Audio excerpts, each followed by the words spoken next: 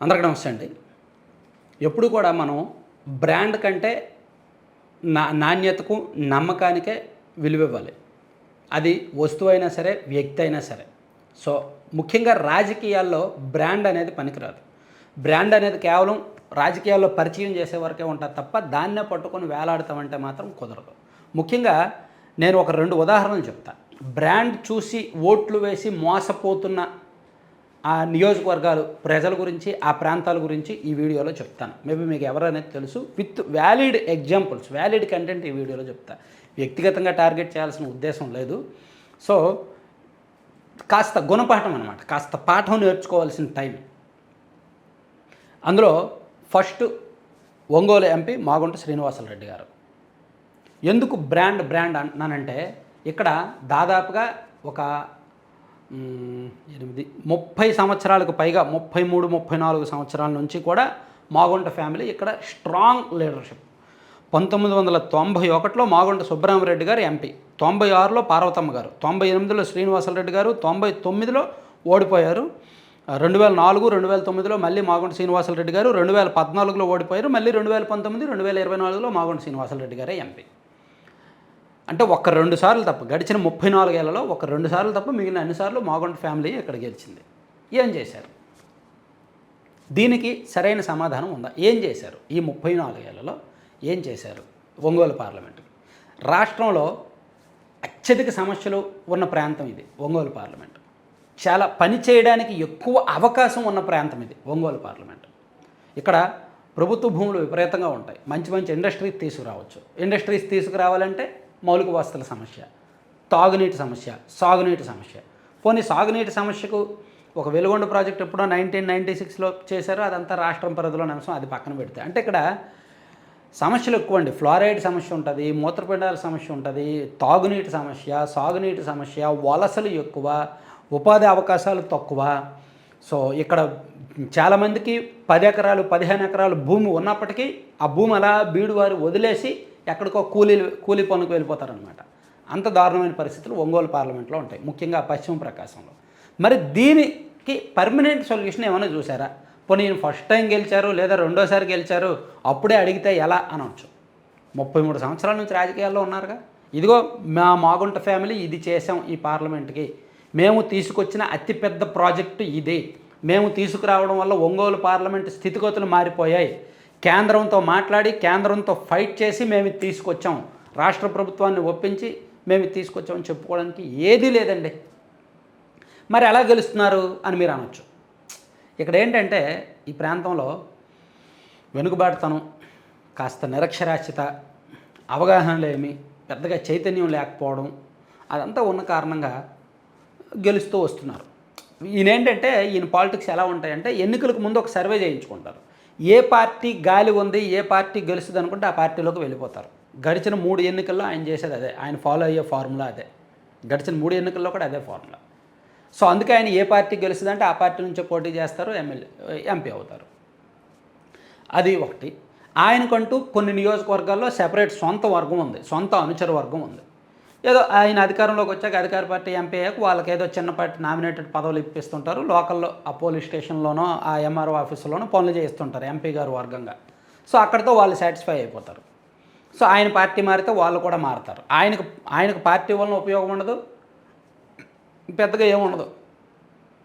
అంటే నేను ఇక్కడ చెప్పేది ఏంటంటే, గత 33 సంవత్సరాలు 34 సంవత్సరాల నుంచి ఎంపీగా వరుసగా గెలుస్తున్నందుకు ఆయన సొంతంగా వేసుకున్న ముద్ర ఇది అని కాలర్ ఎగరేసుకొని చెప్పే పని ఏదీ లేదు.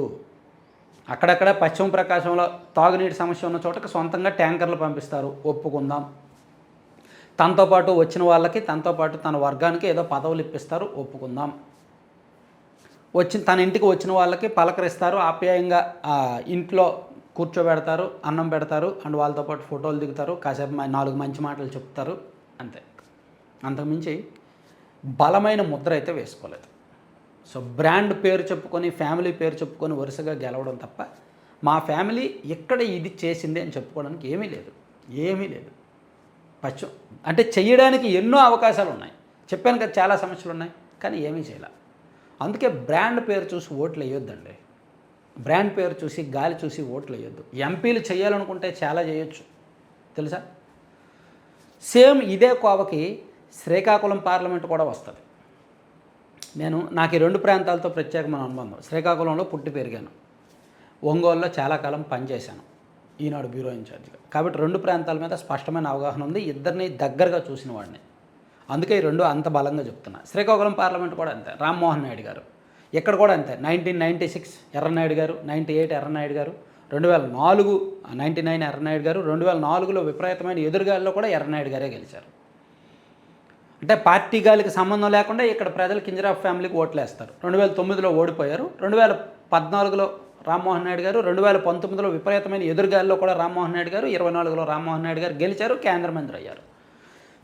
సో ఇన్నిసార్లు గెలిచిన తర్వాత 30 ఏళ్ళ నుంచి ఈ నియోజకవర్గం నుంచి ఎంపీగా ప్రాతినిధ్యం వస్తున్న ఫ్యామిలీ ఏం చేశారు ఇక్కడ? ఇక్కడ కూడా అంతే, వలసలు ఎక్కువ, ఉపాధి అవకాశాలు తక్కువ. ఇక్కడ చెయ్యాలే కానీ చాలా సమస్యలు ఉన్నాయి, పరిష్కరించాలే కానీ చాలా సమస్యలు ఉన్నాయి. ఇక్కడ కూడా అంతే, మాటలు చెప్పడం, చేతల్లో ఏమీ ఉండదు, ఓన్లీ మాట్లాడడం. ఈయనకు కూడా అంతే, నియోజకవర్గాల వారీగా సొంత అభిమానులు కొంతమంది ఉన్నారు, సొంత అనుచరులు కొంతమంది ఉన్నారు. వాళ్ళకి కొంత అందుబాటులో ఉండడం, వాళ్ళ వరకు ఏదైనా ఫంక్షన్లకు అది చెప్తే వెళ్ళడం. అంటే అలా అందుబాటులో ఉంటారని చెప్పలేం, అందుబాటులో ఉండరని చెప్పలేం. పని అయితే మాత్రం ఏమీ ఉండదు. పొలిటికల్ షో నడుస్తుంది, కానీ అక్కడ రిజల్ట్ ఫలితం ఏమీ చూపించలేదు, అండ్ పని కూడా ఏమీ చేయలేదు.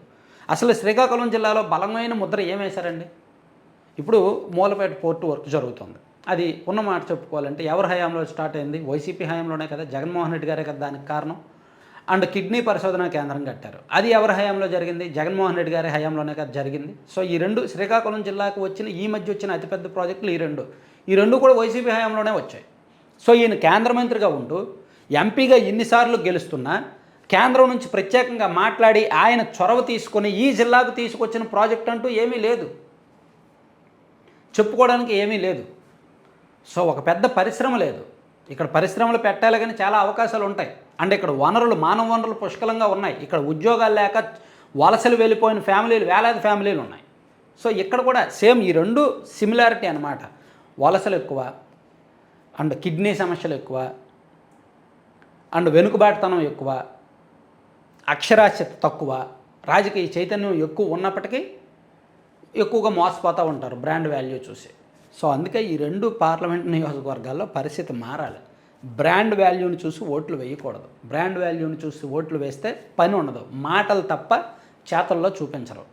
సో మీరు మార్చి చూడండి, కొత్త నాయకత్వానికి అవకాశం ఇచ్చి చూడండి. ఏమో కొత్త వాళ్ళు, అరే మాకు మంచి అవకాశం వచ్చింది, వాళ్ళ కంచుకోటల్లో మమ్మల్ని గెలిపించారు, సో మాకు ఇది సవాల్గా తీసుకొని పనిచేస్తారేమో.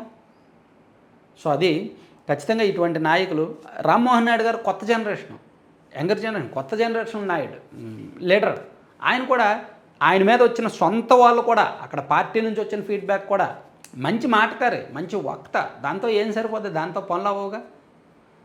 సో ఆయన అంటూ సొంతంగా ట్రై చేసి ప్రయత్నించి తెచ్చిన ప్రాజెక్ట్ కానీ పరిశ్రమ కానీ ఏది లేదనమాట, ఏది లేదు. సో అందుకే వీళ్ళిద్దరూ కూడా బ్రాండ్ వాల్యూ చూసుకొని నాయకులుగా కొనసాగుతున్నారు తప్ప, సో ఆ నియోజకవర్గ ప్రజలు ఆలోచించాలి అండ్ క్యాడర్ ఆలోచించాలి. Thank you.